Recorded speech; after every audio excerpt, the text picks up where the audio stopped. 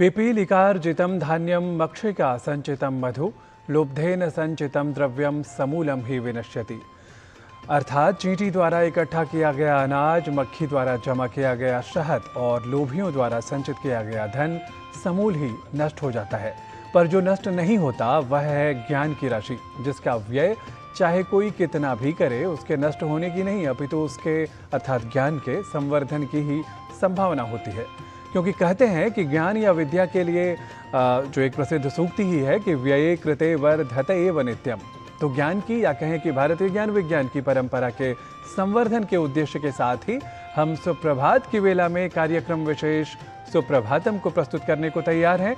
आज के सुप्रभातम कार्यक्रम को लेकर उपस्थित हूं मैं नारायण दत्त मिश्र। स्वीकारें अभिनंदनम, अभिवंदनम और अभिवादनम।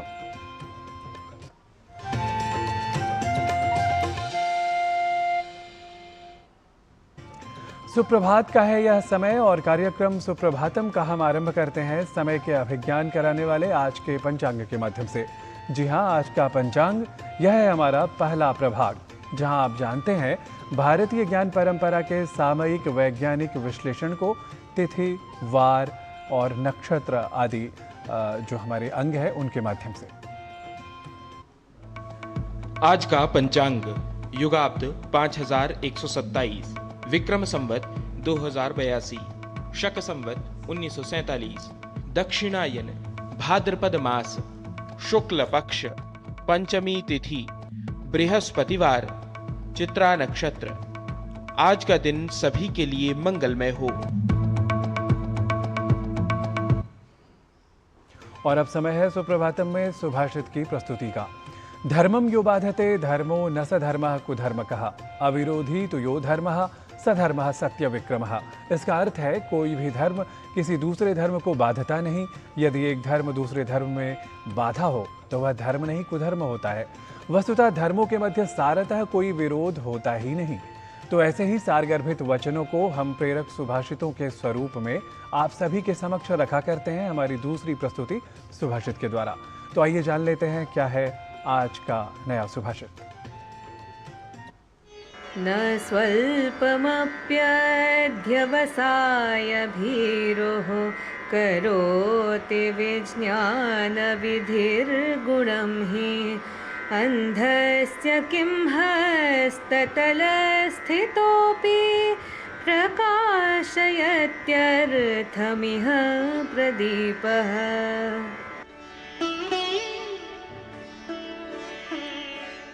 जैसे अंधे के हाथ में रखा हुआ दीपक भी उसकी अभिलषित वस्तु दिखाने में समर्थ नहीं होता, उसी तरह उद्योग से भागने वाले मनुष्य को विज्ञान का विधान तनिक भी लाभ नहीं पहुंचा सकता।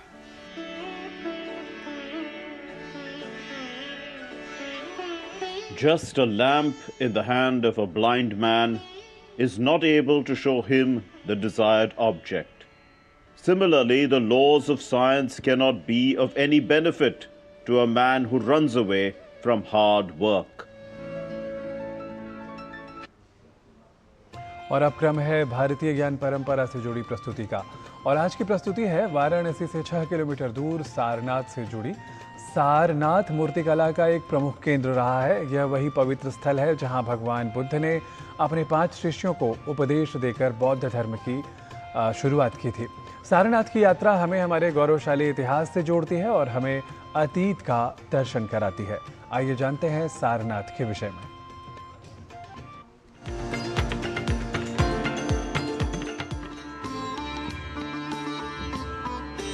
मूर्तिकला मानवीय संवेदनाओं, भावनाओं को व्यक्त करने के साथ ही ऐतिहासिक सांस्कृतिक आख्यानों को भी प्रस्तुत करती है। इतिहास और संस्कृति के तहखानों में छिपे तथ्यों को जानने और समझने में मदद करती है मूर्तियां। वाराणसी से लगभग 6 किलोमीटर की दूरी पर स्थित सारनाथ मूर्ति कला का प्रमुख केंद्र रहा है। खुदाई में मिली सैकड़ों मूर्तियां तत्कालीन मानव जीवन और रहन सहन का प्रमाण प्रस्तुत करती हैं। वाराणसी धर्म, आध्यात्म, संस्कृति और शिक्षा का केंद्र होने के साथ ही विभिन्न कलाओं के लिए भी जाना जाता रहा है। सारनाथ की मूर्ति कला को समझने के लिए आज हम चल रहे हैं वाराणसी, जिसे काशी और बनारस भी कहते हैं। वहां हम इस कला की विशेषताओं, ऐतिहासिकता और सांस्कृतिक महत्व को देखेंगे, जानेंगे और समझेंगे। यह है सारनाथ। यही वो पवित्र जगह है जहां पर भगवान बुद्ध ने अपने 5 शिष्यों को उपदेश देकर बौद्ध धर्म प्रवर्तन की शुरुआत की थी। यही वो स्थल है जहां भगवान बुद्ध ने अपना पहला उपदेश दिया था। बोध गया में ज्ञान प्राप्ति के बाद उन्होंने सोचा कि सर्वप्रथम मैं किसे अपना पहला उपदेश दूं। तब उनके ध्यान में वो पंचवर्गीय भिक्षु आए जो उनके साथ तपस्या तो कर रहे थे, लेकिन इनके द्वारा भोजन ग्रहण करने के पश्चात वे लोग इन्हें छोड़ करके भाग गए थे। इन्होंने अपने दिव्य दृष्टि से देखा कि वो 5 भिक्षु सारनाथ के जंगल में घूम रहे हैं। इस स्थल का प्राचीन नाम मृगदाव था। भगवान बुद्ध यहाँ आए और यहीं जो हमारे पीछे बड़ा सा स्तूप दिख रहा है, वहीं पे बैठ करके उन लोगों को नया मार्ग दिखाया। फिर उसके बाद उस नए मार्ग को, उस नए धर्म को जन जन तक पहुंचाने के लिए धर्म और संघ की स्थापना की गई। ये सारी घटनाएं 6वीं शताब्दी ईसा पूर्व में घटित हुई। तत्पश्चात उस धर्म को भारत ही नहीं पूरे विश्व में फैलाया गया। भगवान बुद्ध के धर्म चक्र प्रवर्तन से पहले इस जगह को मृगदाव यानी हिरणों के वन के रूप में जाना जाता था। धीरे धीरे 12वीं शताब्दी के बाद यह स्थल धीरे धीरे खंडहर में तब्दील होने लगा और पुरातात्विक जो कई चरण के यहाँ कार्य हुए वो 1835 में सर्वप्रथम अलेक्जेंडर कनिंघम के द्वारा किया गया। उसके पश्चात कई चरणों में यहाँ पुरातात्विक अन्वेषण और उत्खनन के कार्य किए गए और जिससे ये पूरे जितने आप संरचनाओं के अवशेष देख रहे हैं वो धीरे धीरे प्रकाश में आए। सारनाथ में पुरातात्विक उत्खनन के दौरान मौर्य काल से लेकर 12वीं शताब्दी तक के अवशेष प्राप्त हुए। इनमें स्तूप, मनौती स्तूप, स्तंभ मंदिर और बड़ी संख्या में मूर्तियां शामिल हैं। सारनाथ में उत्खनन से मिली मूर्तियां कला की दृष्टि से अद्वितीय हैं। गुप्त वंश के सम्राटों के संरक्षण में यहाँ एक अलग सारनाथ कला शैली विकसित हुई। इस शैली में बनी बौद्ध और हिंदू देवी देवताओं की मूर्तियों में विविधता, सादगी और हस्त कौशल देखते ही बनता है। इस शैली ने गांधार कला के प्रभाव से बाहर निकलकर पूरी तरह से भारतीय शैली को जन्म दिया। 5वीं शताब्दी में यहाँ पर सारनाथ में हिंदू मंदिरों की परंपरा शुरू हो चुकी थी, जिसका प्रमाण है यहाँ पर काल भैरव की मूर्ति, अग्निदेव और कामदेव की मूर्तियां भी जो है हमारे म्यूजियम में डिस्प्ले की गई हैं। और यहाँ पर इसका ये प्रमाण सिद्ध करते हैं कि यहाँ पर एक बहुत बड़ा कोई मंदिर रहा होगा जो हिंदू देवी देवताओं की मूर्तियों से भरा पड़ा था, जिसमें नवग्रह पैनल, शिव की मूर्तियां, ये सब दिखाए गए हैं। सारनाथ उत्खनन स्थल और वहां से प्राप्त मूर्तियां एवं अन्य पुरा वैभव अतीत को जानने और समझने में मदद करते हैं। गौरवशाली इतिहास के तहखानों में दफन तथ्यों को जानने के लिए नई पीढ़ी को एक बार तो सारनाथ की यात्रा अवश्य करनी चाहिए। सारनाथ के अवलोकन से मिली ज्ञानवर्धक जानकारियां अतीत का दर्शन कराती हैं। राजमंगल पांडे के साथ जनेंद्र सिंह की रिपोर्ट, डीडी न्यूज।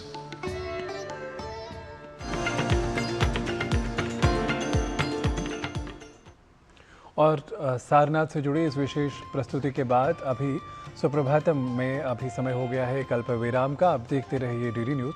हम जल्द ही वापस लौटते हैं।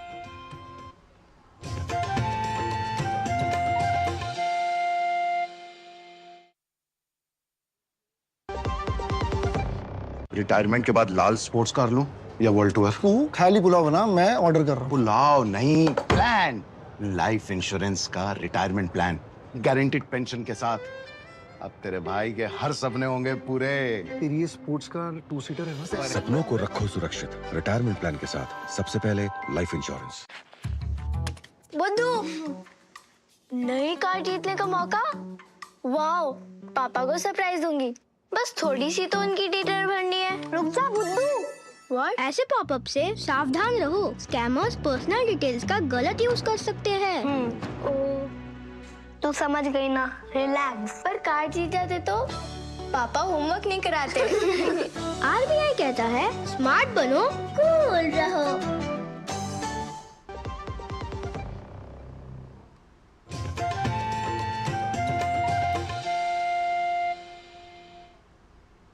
पुनरपि स्वागतम और सुप्रभातम में अभी समय है स्वास्थ्य मंत्र से जुड़ी प्रस्तुति का। कैंसर एक गंभीर रोग है जिसे हम कर्क रोग के भी नाम से जानते हैं। कैंसर के इलाज के अब नई तकनीक का प्रयोग अब हो रहा है, जहां कैंसर के इलाज में उपयोगी एक थेरेपी के बारे में हम जान लेते हैं इस विशेष रिपोर्ट के माध्यम से।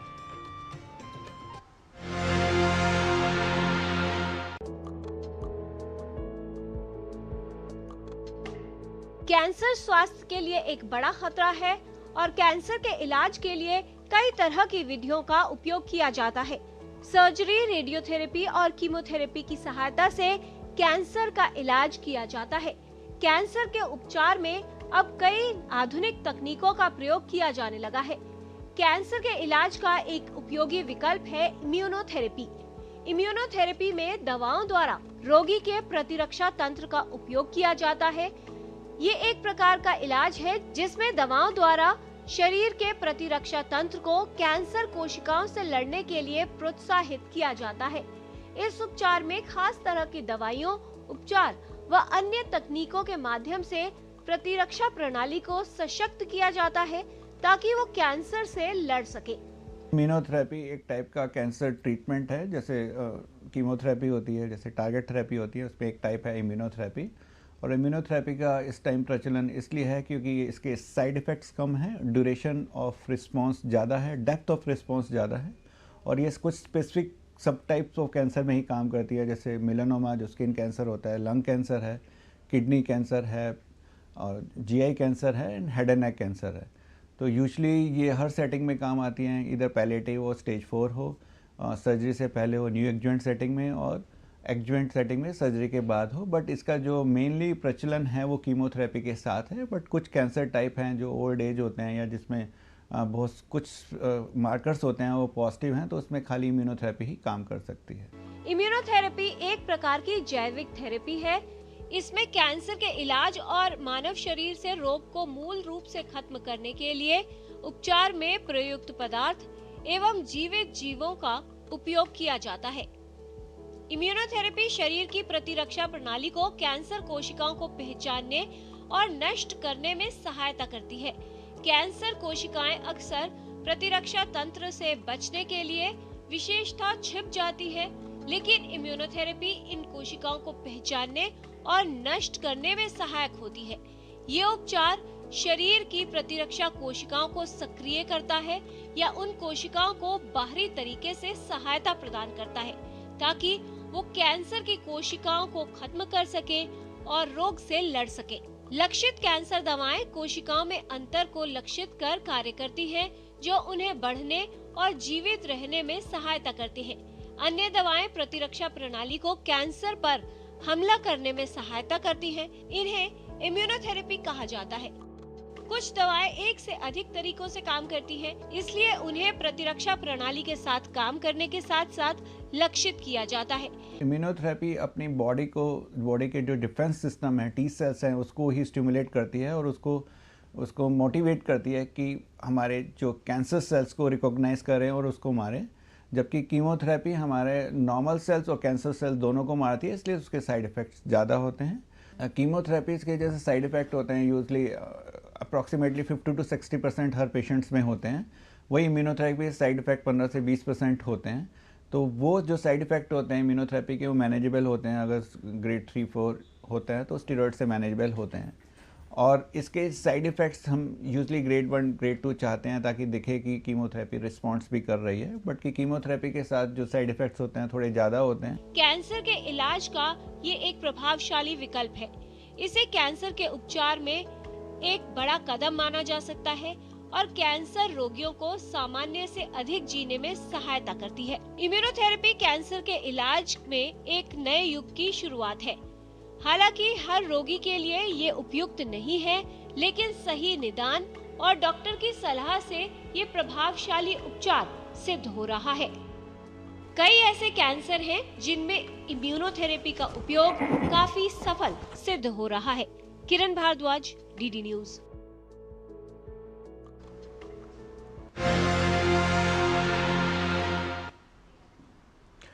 स्वस्थ रहने का उपयोगी विकल्प है योग। प्रतिदिन योगासन व प्राणायाम करने से शरीर स्वस्थ बनता है। मन को शांत करने के लिए योग कितना उपयोगी है, आइए समझ लेते हैं योग प्रभाग से जुड़ी इस प्रस्तुति के साथ। आज हम अभ्यास करने वाले हैं 2 ध्यानात्मक आसन का, जो कि शारीरिक रूप से बहुत ही फलदायक और लाभदायक हैं। सबसे पहले हम अभ्यास करेंगे वज्रासन का, जिसके लिए हम हाथों के सपोर्ट से एक तरफ टर्न हो जाएंगे और नीलिंग डाउन पोजीशन में आएंगे। टोज़ को ज्वाइन कर लेंगे और हील को थोड़ा दूर रखेंगे। नीज के बीच में थोड़ा डिस्टेंस सामने देखते हुए, ब्रीदिंग को नॉर्मल रखते हुए धीरे से अपने पेल्विस को या हिप्स को नीचे लेके आएंगे और अपने एड़ियों के ऊपर रखेंगे। पाम्स को हम थाइस पे रखेंगे एंड स्पाइन को सीधा रख के नेक को भी सीधा रखेंगे और धीरे से अपनी आँखों को बंद कर देंगे। 5 से 10 मिनट के लिए इस आसन का अभ्यास करेंगे और फिर धीरे से आँखों को खोलेंगे और सेम तरीके से अपने पेल्विस को ऊपर लेके आएंगे स्टार्टिंग पोजीशन में और वहाँ से लेग्स को रिलीज़ कर देंगे। अभी हम दूसरे ध्यानात्मक आसन का अभ्यास करेंगे, जिसका नाम है पद्म आसन, पद्मासन। उसके लिए दोनों लेग्स को सामने की तरफ स्ट्रेच करेंगे सबसे पहले, फिर राइट लेग को फोल्ड करके नी के यहाँ अपने दोनों हाथों से एंकल को लिफ्ट करके लेफ्ट थाई पे रखेंगे और हील को नेवल के नीचे लेके आएंगे। वहाँ से फिर लेफ्ट लेग को भी बेंड करना है नी से और दोनों हाथों के सपोर्ट से एंकल को राइट थाई पे रखेंगे। जब ये दोनों लेग्स फोल्ड हो जाएंगे, दोनों हाथों से हम कप बनाएंगे ऐसे और राइट हैंड को नेवल के नीचे रखेंगे और लेफ्ट हैंड को राइट हैंड के ऊपर रखेंगे। स्पाइन को सीधा रखते हुए धीरे धीरे आईज क्लोज करेंगे। ध्यान को नासिका पे लेके आएंगे।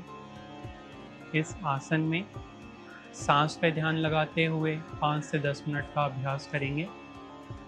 उसके बाद सबसे पहले आँखों को ओपन करेंगे, फिर हाथ को रिलीज़ करेंगे और दोनों हाथों की मदद से एक एक करके लेग को हम सामने की तरफ अनफोल्ड करेंगे।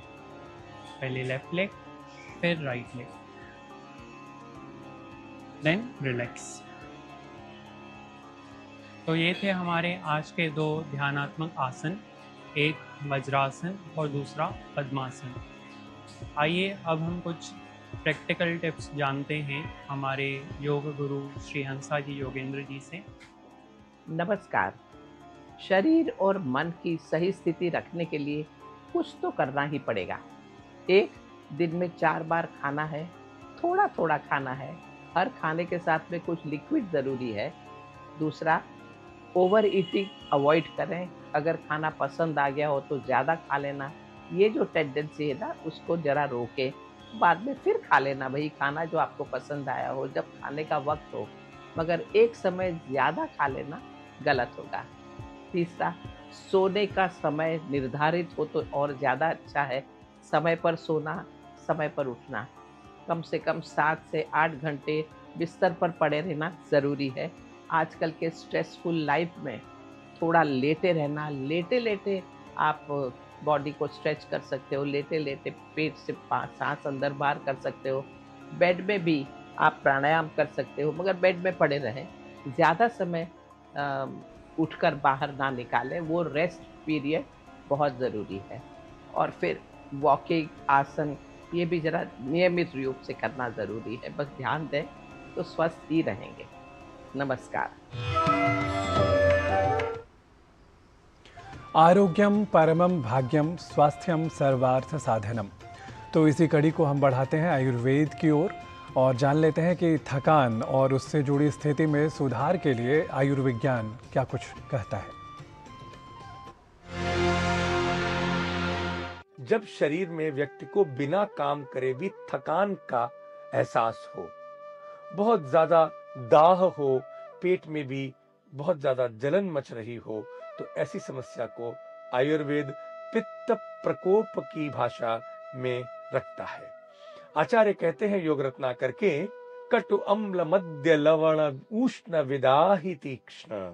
जो व्यक्ति बहुत ज्यादा मिर्चीला, फ्राइड, खट्टा और नमकीन तला हुआ भोजन करता है और साथ साथ क्रोध, आतप, अनल, बहुत ज्यादा क्रोध, उद्वेग में रहता हो और बहुत ज्यादा धूप में भी जाता हो, भय, श्रम, शुष्क शाकही, और बहुत ज्यादा मेंटल स्ट्रेस, पैनिक में रहता हो, ऐसी स्थिति में पित्तम प्रकोप मुपयाति, पित्त का प्रकोप होता है। और घनात्ययेच, जैसा भादों का मैस का मौसम चल रहा है, भाद्रपद का समय भी पित्त का प्रकोप करता है, जब आसमान में बहुत ज्यादा बादल हो और बारिश हो। ऐसी स्थिति में क्या करें? थोड़ा सा विरेचन करें, मतलब छोटी हरड़ चौथाई चम्मच या आधा चम्मच पानी में मिला के रात्रि में सेवन करने से इस पित्त का जो शरीर के अंदर से आप क्षय कर सकते हैं।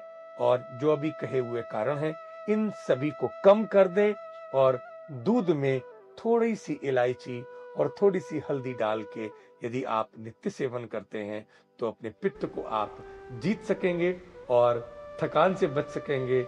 एसिडिटी और जो दाह है शरीर में, इसे भी कम कर लेंगे।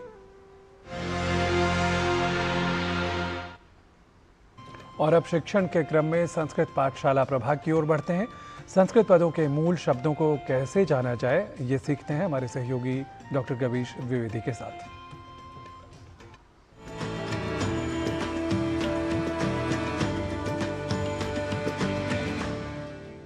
नमो नमः मित्राणि।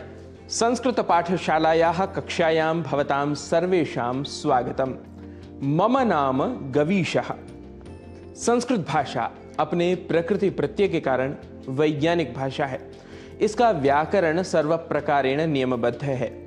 ये नियम परंपरागत रूप से औपचारिक शिक्षण में सिखाए जाते हैं, पर हम यहाँ अनौपचारिक रूप से प्रयोग के आधार पर आपको भाषा सिखाने का प्रयास कर रहे हैं। मित्रों, संस्कृत भाषा में पदों का विभाग दो प्रकार से किया गया है। एक प्रकार है सुबंत और दूसरा प्रकार है तिङन्त। सुबंत ऐसे पद हैं जो संज्ञा, सर्वनाम या विशेषण के रूप में प्रयुक्त होते हैं, और तिङन्त क्रिया के रूप में। उदाहरण के द्वारा यदि समझें तो शिक्षकः वदति, अर्थात शिक्षक बोलता है। इस वाक्य में शिक्षकः सुबंत पद है और वदति अर्थात बोलता है तिङन्त पद है। अब हमें आज सुबंत की बात करनी है। आप इसे ऐसे समझिए कि जिन शब्दों में विभक्ति लगती है वह सुबंत है। अब विभक्ति जानने से पहले हम शब्दों के मूल रूप को भी जान लेते हैं। पहले पुल्लिंग शब्दों को देखते हैं। तरुणः, तरुणः यह प्रथमा विभक्ति एक वचन का पद है। इसका मूल शब्द होगा तरुण, तरुण। रामः, इस पद का मूल शब्द होगा राम, राम। गवीशः, इसका मूल शब्द होगा गवीश, गवीश। नरेंद्रः, इसका मूल शब्द होगा नरेंद्र, नरेंद्र। अर्थात पुल्लिंग शब्दों में प्रथमा एक वचन पद से विसर्ग हटा देने पर उस पद का मूल शब्द मिल जाता है। यह तो बात हुई पुल्लिंग की। स्त्रीलिंग में यह थोड़ा सरल है।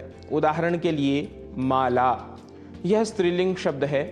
इस स्त्रीलिंग शब्द की प्रथमा विभक्ति एक वचन रूप बनता है माला। इसका मूल शब्द प्रथमा के समान ही रहता है और वह भी है माला। इसी प्रकार प्रिया, गीता, सीता, दिव्या, नलिनी, शालिनी आदि पदों का मूल शब्द समान ही होगा, जबकि नपुंसक लिंग में अनुस्वार को हटाकर मूल शब्द ज्ञात होता है। जैसे वनम नपुंसक लिंग प्रथमा विभक्ति का एक वचन रूप है। इसमें इस ध्वनि को हटाकर वन यह मूल शब्द शेष रहेगा। इसी प्रकार पुस्तकम का मूल शब्द होगा पुस्तक, पुष्पम का मूल शब्द होगा पुष्प, फलम का मूल शब्द होगा फल, भवनम का मूल शब्द होगा भवन, राष्ट्रम का मूल शब्द होगा राष्ट्र। मित्रों, आज की कक्षा में हमने पुल्लिंग, स्त्रीलिंग एवं नपुंसक लिंग के पदों के मूल शब्दों को पहचानना सीखा है। वस्तुतः शब्दों के मूल रूप को जानना बहुत ही महत्वपूर्ण होता है, क्योंकि इसी के आधार पर हम शब्दों का प्रयोग सुबंतों के रूप में कर पाते हैं। तो पदों के मूल रूप को जानने का प्रयास अवश्य करें। ऐसे शब्दों का कैसे करना है प्रयोग सीखेंगे हम पाठशाला की अग्रिम कक्षाओं में। तब तक के लिए नमो नमः।